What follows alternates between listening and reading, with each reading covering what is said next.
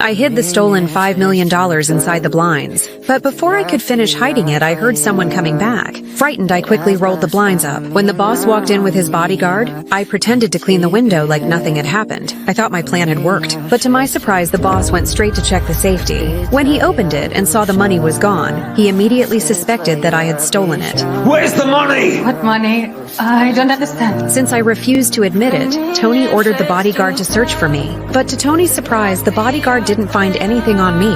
I thought I could finally leave, but Tony suddenly called the surveillance room. He wanted to check the footage from that day.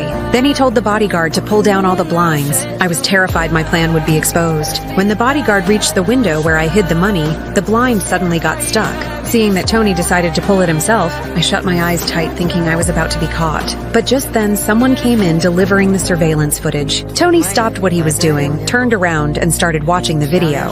I knew it was only a matter of time before they found out, so I pretended to faint and hit the glass. Luckily, a stack of cash fell down. While they weren't paying attention, I quickly picked it up and slipped it into my pocket, then secretly put it into a nearby bag. After that, I pointed at the screen and said, "The bodyguard's bag looks suspicious," hinting that Tony should check it.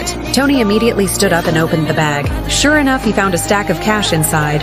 Sir, I don't know, what is this? Shut up. Sit down now. Then Tony told me I could leave first, but the rest of the money was still inside. So as I was leaving, I deliberately broke the blinds. Then I apologized and said I'd take them for repair. That's how I managed to smuggle the money out. But to my shock, when I got home that night, Tony and the bodyguard were already waiting for me. It turned out Tony had already seen everything from the surveillance footage. Just as he was about to punish me, he suddenly noticed there were photos of him in my house, and next to him in the photo was his old partner. But that man had been killed by Tony long ago. Realizing this, Tony demanded to know my relationship with him. He's gone.